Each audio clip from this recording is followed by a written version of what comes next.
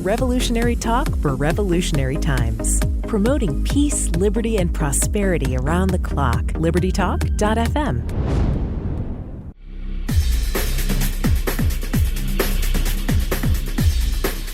George, today I have a really special show on and someone I'm looking forward to speaking with.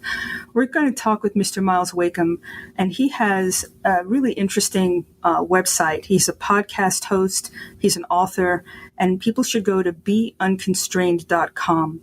And today we're going to be talking about our future, our economic future. We're in the midst of this pandemic, whatever, this COVID situation, and the thing that really strikes me as an individual, as a solo practitioner, as a business owner, is that I'm not sure what my future holds. I'm trying to navigate what I think is going to happen, and I'm sure I'm not alone.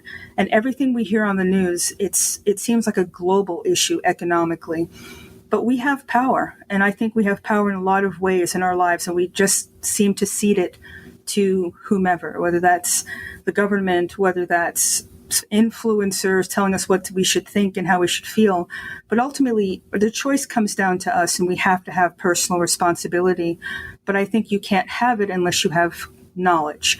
And so today we're going to be speaking about what we can do and powers that we can take now and not depend on somebody else to control our future. And Myles, if I can call you that, I think we're friends now. We want to just really get down to the nitty-gritty. But first, let me know, how did you start off with this, down this path of being knowledgeable and taking your power back? Well, firstly, thank you for having me on your show. I certainly appreciate it. I'm very unusual. And I say that in kind of a weird way because I call myself a contrarian. So that's only because I tend to do not the polar opposite of what everybody else does, but very much the opposite of what mainstream social teachings would have us believe. So in regards to your specific question, I'm originally from Australia. You can probably hear that in my accent. I spent the first half of my life growing up with the economies of Australia, with the culture, with just the way in which, a person is expected to act and behave and all those sorts of things, which is a country which is predominantly a sort of a democratic socialist country, much like many nations in Europe, in which the government is involved in every single thing you do, whether you like it or not. From your education to going into business to everything, there's a government almost like a partner in the background somewhere, sort of making sure you do the right thing, whatever that is. And I think that was the genesis of me questioning what everyone was telling me, because I was living this very atypical life compared to all of my friends. And it ended up working out for me. And I couldn't work out why I was doing so well at a very young age and they were still struggling. And then at the age of 25, I boarded a plane and I came to the United States with nothing. And I left the United States 5 years later as a very wealthy millionaire, multimillionaire. And I ended up going back to Australia for about 4 years. I had to take care of my mother. She was at the end of her life, and I, did what a son has to do, I guess. And eventually, I came face to face in Australia with a lot of the AB opportunities and comparing what I knew I'd been raised with in terms of social mantra and social culture and so on, what I had learned traveling the world, and then to bring it back and realize how it just did not fit. For one reason or another, 4 or 5 years later, after my mum had passed, I returned back to the United States and I did it all over again. And it was a great experience. And I went through 2008 like everybody else did at the time, and ever since then. And I constantly tried to compare what I was doing with why it was working for me, but it wasn't working for all of my friends. And that's what came upon the whole. I literally just got sick and tired of saying the same thing, telling the same story, preaching the same mantra to everybody as I was encountering them, because they would come to me and go, oh, I can't afford my health insurance, or I can't afford my rent or my mortgage, or I'm never going to retire and there's no hope for me. And I looked at it and I go, do you realize the opportunities that you've got right in front of you right now that you are squandering, wasting your time whining to me about all these things? You could be out there and seizing the moment. But what I started realizing after the frustration of going through that over and over again was that nobody gave them the raw material that they needed to be able to use that would make them millionaires, multimillionaires.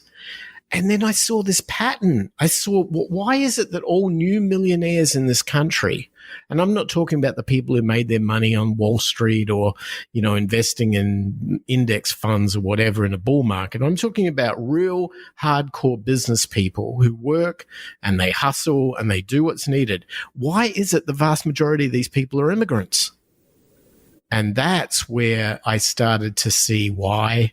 And that's what drove me to inventing a methodology or constructing a methodology, codifying a methodology that would do this, and then putting the beunconstrained.com website together and putting a podcast together and so on. And it's been this kind of roller coaster journey ever since. Well, you say something that's really dear to my heart, and that is you came here with hope and with nothing but an idea and your hard work. And it's like, I think sometimes Americans, we just don't really get that. My dad was an immigrant as well, came with nothing and created something because he had the ability to think and say, nothing's going to stop me. And this is a really interesting country. There's a lot of ways to be successful. But I think especially now we're being kind of pushed out of that mindset. Like, there's a problem with thinking, I don't want anybody's help. I want to do it on my own. And there's nothing, I'm not taking it from somebody else. I'm just creating my own.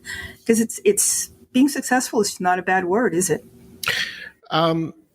It's not, but there are many challenges that everybody is going to, regardless of where you've come from or your background, where you were born. There are challenges that we all face that are global and are significant, that we can't ignore, and we have to have a strategy for those.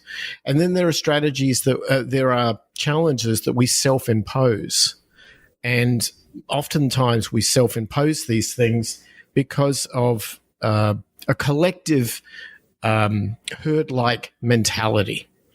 And often we never question what that herd-like mentality is until it's too late. I like to start from that point and move through the whole process of life and understanding what I've learned now that I'm in my mid-50s. Mm-hmm. I look back at everything that I did wrong, and I look back at everything I did right, and I'm able to have that transcendence experience to be able to sort of look and somewhat self-actualize, or whatever they call that in psychology, I don't know, but to be able to look back and say, okay, these are the things that I needed to master at this point in time, and I needed to lock them down. And then from that, I had a foundation to build up from. I'm being very high level. And to your listeners, a lot of this stuff might make no sense at all until I bring some real life paradigm, real life examples to bear. But this is probably a good starting point for us to have the conversation anyway. I like that. And let's take our first break so that we can jump right back in on that note. You're living in the solution. Welcome back to Living the Solution. We're speaking with Mr. Myles Wakeham. He is an author. He is the podcast host of Be Unconstrained. And before the break, we were talking about collectivism versus individualism, maybe.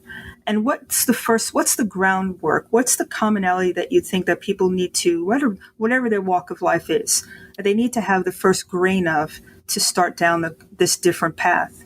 Okay. The easy place to start is a simple statement that I use called the 4 quarters of life. And you begin by looking at your life, and you break it down based on a whole bunch of statistics and information which is readily available and out there on the internet that anybody can find. And it all for me began at an observation that the average US, and I'm going to go with US males in this case. Obviously, the numbers are different for females and they're different in different parts of the world as well. But the average US male life expectancy as of 2016, I believe, or 2018, was 79.3 years. So keep that number in mind. Let's call it 80 because it's easier to think in terms of breaking this up. And so what I did was I looked at an 80-year-old life. And I realized if we break this up into 4 quarters, each quarter is kind of a chapter in a story, and it leads from one into the other. And it's not a perfect science, but it's as good as I can simplify. The first quarter of our lives, we're taught to learn. We're taught to communicate. We're taught to walk. We're taught to understand where boundaries are. We're taught to learn how to learn. And we go through that whole process until roughly the age of 20, in which we're sort of kicked out of the nest into the real world, and we have to try and find a place for ourselves. And this is not uncommon in nature. It's it's common with most other species that this is what happens. And that second quarter is what I call the building quarter, the building phase. In that quarter, which is the age 20 to 40 in one's life, we do things, we build things. We build a life, we build a career, we build an identity, we build a house, we build a family. We build a sense of who we are, what we believe in, and it is from that we have some sort of a foundation that we can move into our third quarter, which I call the optimization phase. This is a quarter where we've hit that midpoint in life, and people often talk in terms of like midlife crises and things like that. I don't think of those as crises. I think that what you're doing is you're over the top of the mountain. On the other side of the mountain, you know there will be less years ahead of you than what are in your rearview mirror. But of those years, you have so much to bring to it because you have wisdom and talent and maturity, and that those things can make the last sort of 2 quarters of your life a wonderful experience. So in that third quarter, we typically do things like we go out there and like squirrels, we gather nuts for the looming winter, which is our final quarter. We optimize what we've got. We look to our kids and we put them into college and them into their life experience. So we move them into their second quarter gradually. We look at ourselves and we think in terms of what have we learned? What can we give back? What can we bestow upon everybody else that is wisdom that will help them get through the challenge of life easier? And then you get to the end of that third quarter and you're in your final chapter. It's like a waning phase. You're looking down the barrel at the age of 60 or so, and you realize that, you're a biological organism and your body's going to wear out. It's not unlike an old car. It's going to hurt. It's going to have aches and pains, and you're going to go through more experiences with the medical system than you've ever had in the past, and hopefully, and that at some point in time, you're going to die. And that's a horrible, morose, depressing idea, but it's natural because we all have to allow the new growth to come forward and have its chance too. And so this is part of that final quarter. You see, in all parts of life, there's something that we can see this from a human, emotional, psychological feeling position. But just as we can do that, there's also somebody over there with a suit and tie on in an office and an actuary table who's looking at this from a banker's perspective, from an insurance company's perspective. And they look at it and they go, our business model is to extract money from other people for doing nothing, for no expenditure of labor. We will give money to somebody on the pretense that they will pay back that money with interest.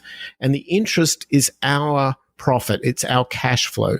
And this model's been around, for thousands of years, but it is the model we live in.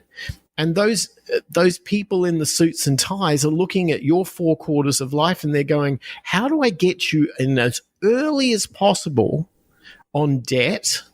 And how do I ride this thing out as long as possible so that we get the maximum amount of interest payments over the course of your 4 quarters of life? Well, There's one problem they've got, and that is that you as an individual are not allowed to sign a legal agreement, a contract, until the age of 18. So what do? At the age of 18, they're pummeling you with credit card offers and all those sorts of things, and we've all seen that. But also, they're trying to hold you in front of a college admissions process, and they're laying in front of you a contract that you may have to sign that says that you will pay back all this student loan money and that you can't defer it. There's no escape. There's no bankruptcies. There's nothing. You've got to pay that money back. And it could be $100,000. It probably will be $100,000 if you look at rates of inflation and so on. When you factor those things in, we've got an 18-year-old sign a contract and they're not allowed to go to the bar and buy a beer yet in most states.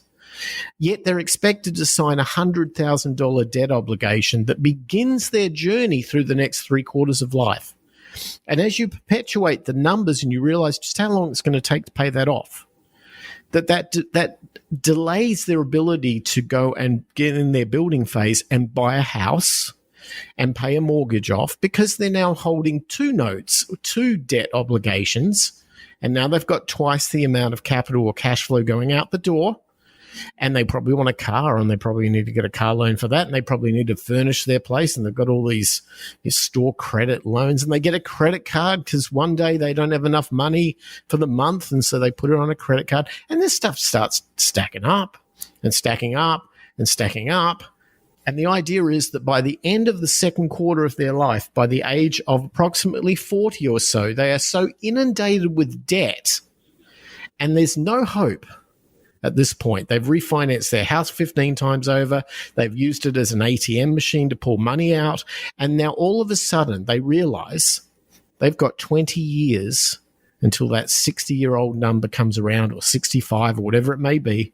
And in that 20 years, they've got to pay off the student loan. They've got to pay off the house. They've got to pay off all the cars, because the one rule which is still true is that you may never retire if you have debt. You are going to be on that working treadmill until the rest of your life paying that debt off, unless you get rid of it. Then at the age of 60, 65, we look at the number of people who are capable of retiring at that point in time, and it is less than 50%. And we look at the statistics of somebody going through that life, and 78%, this is according to Forbes magazine, 78% of those people are living paycheck to paycheck. Their expenses exceed their income every month. So how do they bridge the gap? Well, they use the credit card. They further the bank interest paradigm all the way through. When I looked at all of this as somebody, like, take a 1,000-foot view, let's assume you're not part of somebody's story and you're looking over it, what would the average person think? Well, the first thing is you begin at the very genesis of the problem, the student loan debt. And if you could get rid of that, then maybe that person could get some traction. Maybe they could get some purchase. Maybe they could get some inertia going forward that would enable them to be able to have a chance that by their third quarter, they're not going to be inundated with debt, and they have a chance to save their money to protect them through their fourth quarter. Now, here's your problem. Most 20-year-olds will never listen to a guy like me tell them to do that, because they're immortal. They don't know. They'll go and do whatever they want. They'll, unless it's somebody telling them to do that on TikTok or Instagram, they're not going to listen to me. Problem is, by the time they start realizing they should have, it's too late, because against their grain and attacking them at all angles are the billboard signs on the side of the road telling them that they're not worthy to live an existence in the middle class in the United States unless they've got the American Express Platinum card, or the next one down there tells them they should be driving the new Ford truck, and the one after that's telling them that they could upgrade to the better house, and the one after that's telling them in order to make sure all of this is safe, they've got to sign thousands of dollars of insurance premiums away. All this sort of thing is against their very interest. And I sort of take the attitude of, like, don't look at the billboards. And if you want to look at social paradigms, maybe we as a society have a responsibility to our own going forward, that maybe they don't all have to go to college. Maybe they should at least we as parents, knowing this in advance, if we cannot fund them into that, then we need to find a way that they can generate it themselves. And the one problem I've got is a big one, which came from somebody who, comes from a foreign country and looks at these things and questions them. And I see this 63% statistic number. The number is 63% of most college graduates are not doing what their degree was for in any way, and look back upon it in regret, realizing if they had a second choice, they would have chosen to study X or to do Y. And the reason for that, it's the same reason why an 18-year-old kid has no business signing a $100,000 mortgage until they've gone out and they've had a chance to live a life. And that's what I had. I was expected, and this is a very common thing in Europe too, I was expected at the end of high school to go out and spend a year or two traveling the world as a backpacker and find myself. I was expected to begin the building phase of identity first before I built debt, because nobody finds their identity in a bank mortgage, and nobody finds their identity when an institution is telling them what to do, how to think, how to act, where they actually made the choice of the wrong institution to go into because they didn't know who they were yet. The problem we have, and this is again, I bring forward an immigrant's perspective. The problem we have is we as parents bestow our own fears onto our children, and we do it through our direction. We believe that every kid should have a job and every kid should have a chance and an education, and opportunities should be, available to everybody. But we know it's not like that. Mm-hmm. So what we do is we end up pushing forward our hopes and our fears onto our children, and believing that a banker, a student loan debt, a federal government, anybody will look after that kid in our absence. It doesn't happen that way. What we have to do is we have to say to our kids, find yourself. Go out, travel the mountains of Nepal. Go out to the Andes. Go out to Alaska and work on a fishing boat. Go out and find yourself. And when you've found yourself, come back and we'll have a conversation then about what you want to do with yourself going forward into the next 3/4 of your life. If that conversation was honestly ever had, we would not be having a lot of our societal problems today. I think you make an excellent point. And, I'm a little unusual. I guess every physician or everybody who wants to be a professional kind of knows what they want to do. So we didn't have a chance or didn't want to just stop. But if you have other dreams that aren't as rigid as healthcare or medicine, it makes perfect sense to get out there and live a little, because you actually can't do it when you're going straight through and you're letting something outside define your worth, or being part of a group or part of a whole. You have to have your own sense of self. On that note, let's take our second break. You're living in the solution. Welcome back to Living the Solution. We're speaking with Mr. Wakeham, and Myles, before the break, you made a lot of excellent points. And, I never really thought about that because I was one of those kids that was driven. I just knew what I wanted to do, and I did everything to get to my goal. And I delayed gratification, and I'm glad I did. It worked for me, but it doesn't work for everybody. And the fact that you're a debt slave so early in life, your choices are literally, they're stripped from you, aren't they? I mean, if you're always trying to pay back something, how do you live your best life? Well, what they're asking you to do is to sell your future to them. Now, if and literally that is what it is, because the reality is, and I speak to so many people on a regular basis about this, that they might be, say, 35, they've got a young family, and I'll speak to them and they'll say to me things like, we have lost hope because we want to spend time with our kids. We want to be able to go to the dance classes and watch them at the recitals and so on. But father or mother is getting pulled away to work in the corporate cubicle because they have to. The boss doesn't care that they've got a family. The boss has got their quotas and their targets to meet. And at the end of the day, unless they sign up for somebody else's dream, their own has to be put aside.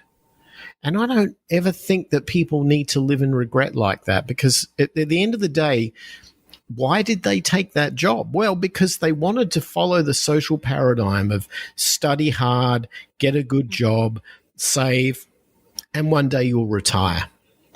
Well, let me tell you a little story about my father. He was grew up through World War II. I guess he was about 20 when he was in World War II, something like that. He didn't go to war. He actually had an accident in a carpentry factory where he lost two of his fingers, and one of them happened to have been on a circular saw, and one of them happened to be a trigger finger. So he got out of the serving in the military. As a result, he worked for a roofing company for 40 years, a big corporation in Australia that did large-scale roofs on houses. And at some time, I guess I was about 10 years old, so I guess he was probably about 50. He was a foreman out there on site. He loved going out in the sunshine. He loved being outdoors, and he loved the people he worked with. And I could see that. I could see it in his eyes all the time. He was happy. But one day he fell off a roof. And this happens, it's a high-risk job. He was very lucky he didn't have any permanent damage, he didn't fall on anything that would have hurt him. But what it did was it sent a scary message to the insurance company of the corporation that you better get this guy off the roof. He's had one accident. We don't want to be liable. So they took him off the roof and they put him in the laboratory, in the lab at the corporation. Well, as it happened, he worked there for the next 15 years of his life and then retired at the age of 65. He lived 2 years and died. At the age of 65, he did what most retirees would want to do. He did the trip to Europe with my mother, and they spent about 6 or 8 weeks traveling around Europe, had a great time. But he was sore and physically disabled, and he couldn't really enjoy the whole process. He came home and he had these problems with his lungs. He was coughing all the time. Sometimes he even was coughing up blood, and we didn't know why. Well, eventually we found out he had lung cancer. But the interesting thing is how he got it. He worked for a company that made asbestos products, and he was in the lab completely surrounded with blue asbestos, which was a carcinogen. And they knew that. And they were using him to try to reduce the amount of the carcinogenic product of their product, their roofing tile, and replace it out with some sort of synthetic version of that. But they never told him that. And when he died, we didn't know what was going on. This is going back a long time. I was 22. I had to ID the body. I had to do the whole, son thing and deal with the funeral and put him to rest and all of that.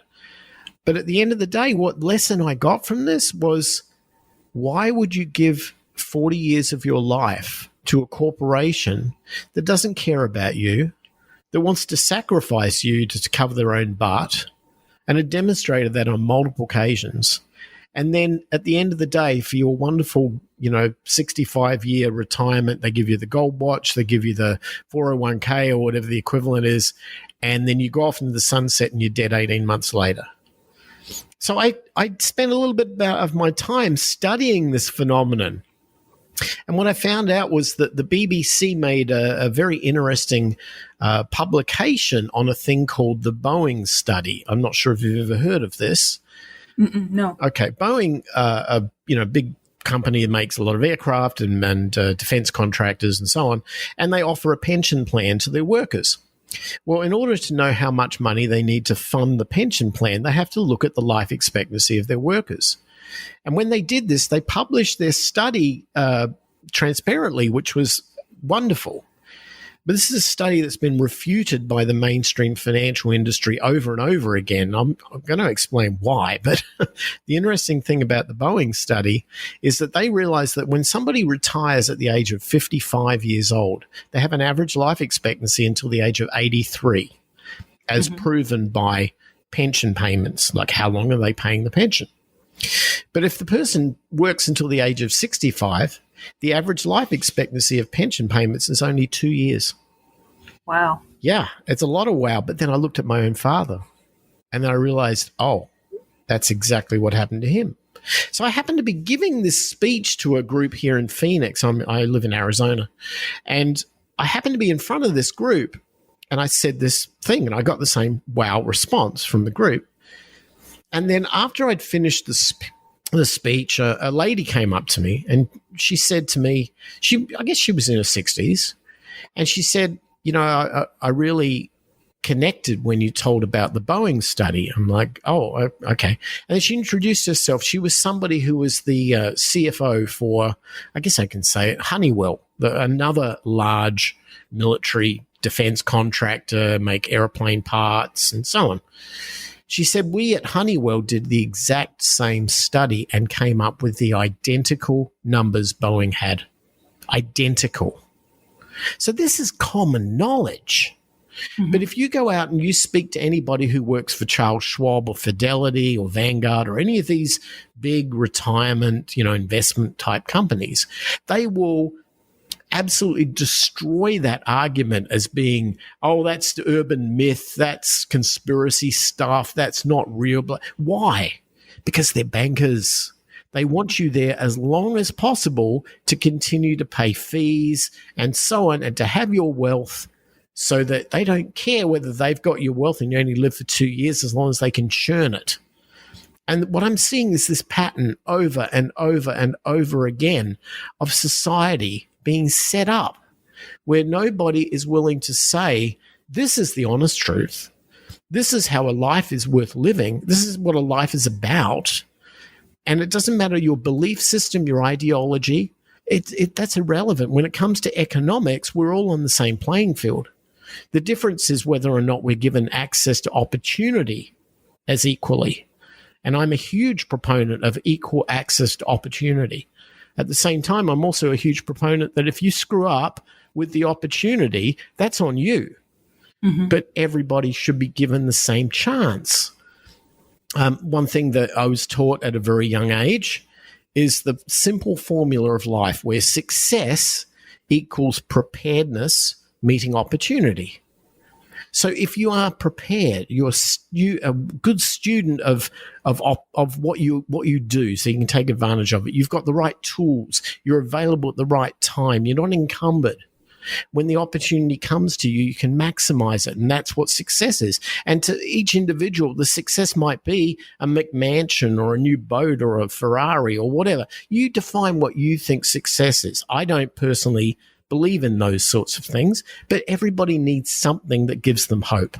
Everybody needs something that drives them towards it.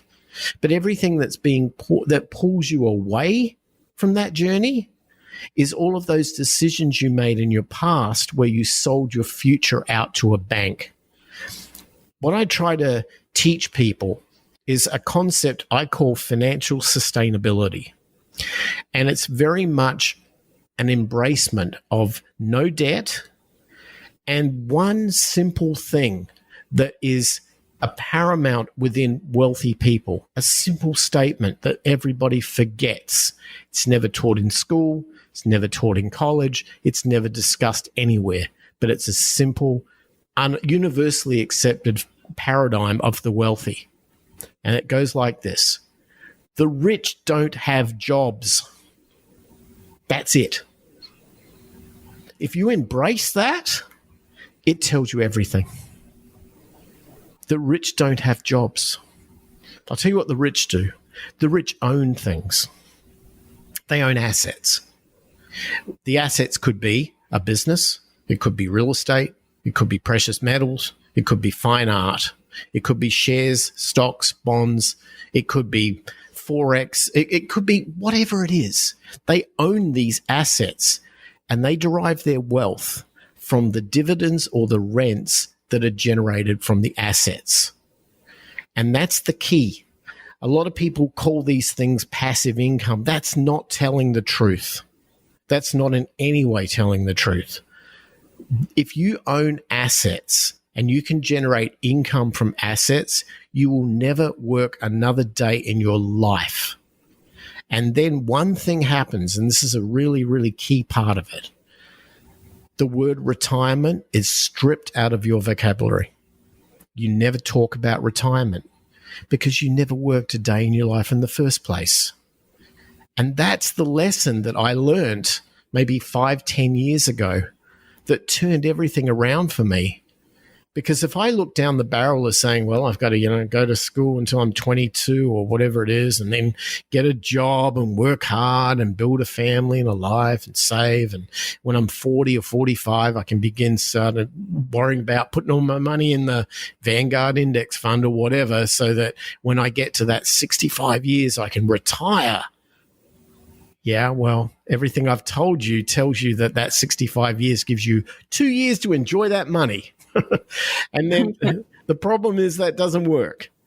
And also, if you were to find a way where you never had to retire in the first place, you're probably going to extend your life expectancy if you take into consideration the Boeing study. Because at the age of 55, one is young enough still mentally to transition from a world of being responsible to the corporation, to the employer, to the boss, when to turn up for work, when to go home, all those sort of things. You detach from that and you take that on board yourself. And yet you're at an age where you can adjust. It's not easy. I don't know anybody who would ever agree that it would be easy. It's not. Everybody thinks of, retirement, I'm going to go to the Bahamas and live on a beach for the next. No, you're not. You're going to do that for 6 months and be bored out of your skull. Okay? Yeah. You're going to want to have a new chapter. You're going to want to have a new adventure. And the point is, at 55, you probably have time left to do that. But at 65, you don't. And that's why a mindset of depressive, there's no hope, what am I going to do, watch my grandkids grow up, and that's why you don't live very long. The parallel between mental health and a willingness and embrace of a passion for life, a passion to achieve something, to have adventures, to go out and do things, is what makes us live forever. And it's that thing that you don't get if you buy into this stupid social paradigm of retiring at the age of 65. So my teaching, what I do with the whole concept of what I call financial sustainability, is to find a way that you can own assets, generate enough income from the assets to cover your cash flow needs, what you need every month, what we call your burn rate. And you can live frugally to begin with, but you can end up living, lifestyles of the rich and famous later if you've got enough assets. Mm-hmm. But you don't have to have all those assets. You can have a few rental properties and live a good life. You can have some vending machines and live a good life. You can have some internet website and live a good life. As long as it's generating you rent, it's generating you a dividend, you can do it. And if you've got that money and you know what your burn rate is, find peace that one will cover the other. And as long as it's inflation proof, you are good to go. And real estate ticks all the boxes for us, but there are many, many other ways of doing it. And you don't need to have a lot of money to buy real estate because you only need to put down a small percentage. You don't have to have the whole amount of the money of the asset that you're purchasing. Unlike stocks where you have to buy the whole thing, in real estate you buy a portion of it, but you get the benefit of the whole thing.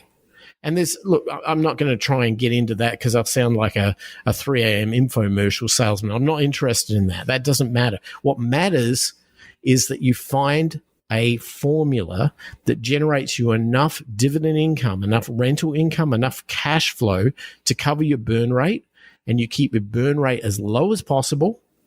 And then that removes the need for you to ever have to retire ever again because you're not working. The assets are doing all the work.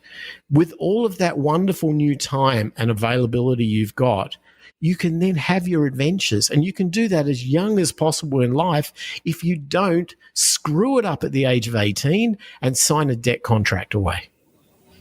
Well, let's take our last break because I want to ask you, if you've gone down that path of becoming a debt encumbered, how do you work your way out of that? Okay. So let's answer that question when we come back. You're living in the solution. Welcome back to Living the Solution. Before the break, we were talking, and you eloquently laid out what we should be striving for, which is peace of mind and freedom. But, as you mentioned at the beginning of our show, a lot of people, many people, have gone down a path where they are in a debt trap. How do you make that move? Now we have a mindset of there's something bigger than us and something better out there. How do we work our way I mean, mindset aside, because that's important, but physically and mechanically, what can we start doing to release ourselves from this yoke?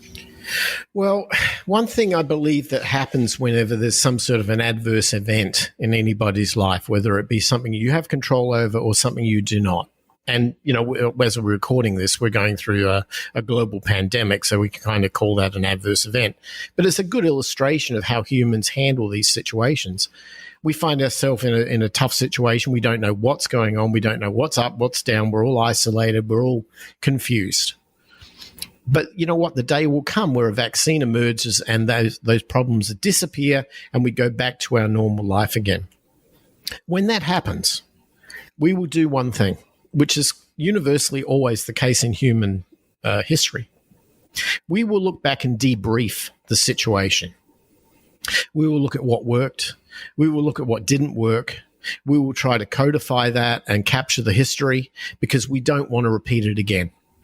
But unfortunately, wired into our DNA is that we will repeat it again. Just as we've done that with wars and we've done that with empire and we've done that with everything in our past, we are doomed to repeat our own history. That's normal. But there is that little window of time, that glimmer of hope in which you get to debrief that you never want to go through that ever again. That is important for somebody who is living in a world of debt to go through. Often people call it, when it's in a group setting, they call it like an intervention, but I look at it as a personal debrief. You have to realize that you're responsible for signing those contracts. Nobody put a gun to your head to sign it. And you might think, well, how else am I going to have, live in a nice neighborhood if I can't afford the mortgage on it? And how else do I send my kids to the right school and all this sort of thing? I'm sorry, but they're choices. You didn't have to do any of them. No one put a gun to your head. Learn that with the choice, with the great power you were given with that debt money was the responsibility to pay it back. And if you're unable to pay it back because some lender was not interested in your best interests, your well-being, but more their commission, then yeah, they're part of the problem. But you knew that going into it, right? You knew there were these sleazy salespeople trying to make a commission. Well, who's responsible? So step number one is a willingness to accept responsibility, because the worst thing that could happen here is that we fix the debt problem and then you just do it all over again. The unfortunate reality is that most people who live life with a hole in their pocket and they can't keep any money before they go down to the casino and lose it, or they go and buy something they can't afford, they're going to do it again and again and again. That's why so many people who win the lottery are not ever happy. They are, having come face to face with the fact that they never had enough money in their lives, and all of a sudden they've got more than they can ever spend. It's a transition that is not unlike what my father went through when he retired. And it's the same thing. We mentally have to adjust to these situations. Well, the best thing you can do if you're saddled with debt is you're going to have to go and do the Dave Ramsey thing. You're going to have to go and you're going to have to do the beans and rice, and you're going to have to get rid of everything, and it's going to hurt. Just like pulling off a Band-Aid would hurt. You made the mistake. You're going to have to sort of put on the big boy or big girl pants and take care of this thing, because that's how it works. If you take control and you take responsibility for this, and most importantly, you learn, and we know psychologically we learn so much more during failure than we ever do during success. That's just normal. You need to have those scars etched in you that says, I will never let this ever happen again. All right, if you're willing to do that, then the next stage you need to do is to realize what you can pay and what you can't pay. And you may have to find a way to negotiate and possibly use a lawyer or use somebody to negotiate on your behalf and get those debt payments gone. And I'm not talking about get them down to project over a longer period. I'm talking about get the lender to completely write the thing off. And that might mean that you have to do a little bit of that art of negotiation where you walk away from the deal and go, well, I'm going bankrupt, lender, you'll get nothing. And then you go, okay, wait, let's make a deal. That's what you're going to have to do. And it's not nice, but why'd you do it in the first place? So anyway, I don't want to come across unempathetic to people's situations, but they have to realize that by signing up to the social contract that is the 21st century, go to school, work hard, get a good job, buy a house, all this stuff, they're trying to be that person, to try to be that, ideal, the American dream or whatever we want to call it. It's not what it is. It's a Hollywood movie and it's not real. Real is you saving money and buying something with cash. Real is you deferring that gratitude. Real is you embracing frugality as a good thing and not something that, only crazy people do. Good is you doing what you can to help society accept people who are contrarian, who are different. That means if you want to go out for dinner, don't expect to invite your frugal friend to come along. Why don't you just go out and find something where you have a meal at home and embrace them as friends and bring everybody to the table and no one spends any money, or we all share it, or it's very minimal. We have to, as a society, embrace frugality as part of our way forward, particularly right now, because right now we're coming off the hangover of 10 years of bull market. And that was normal. That was going to happen, pandemic or not. That was going to happen. We're going to go through that process of the bear market. Myles, we're at the end of our show, unfortunately. We just go so quickly. It's amazing. I have to have you come back because you only started with 2 points that we have to do, which means that it leads to a segue of a next round. And I'd love to have you back on so that we can go into detail of how you fix the problem. And I think you're right. Personal responsibility has to be job number one, and the courage to stand up for yourself, because what you just described is key for that. So in the meantime, how can people reach you? How can they listen to your podcast and find your website? Well, everything starts at our website, which is at beunconstrained.com. From there, they'll be able to read articles and listen to our podcast episodes, subscribe to the podcast, and so on. I have a book coming out, and it will be out probably sometime about September this year. And it's called The Art of Financial Sustainability. And it gives you the absolute down to the details of things that one can do to try to make sure they don't fall into these traps and to build up their own strength and their own financial resilience so that they're in control. And that should be coming out soon. I'm going to be making announcements on the website regarding that. If I can put my dib in now to have you back on when that book comes out, I'd love to have you back on to discuss it in detail. Absolutely. I'd be more than happy to. Awesome. And I want to thank everybody for living in the solution.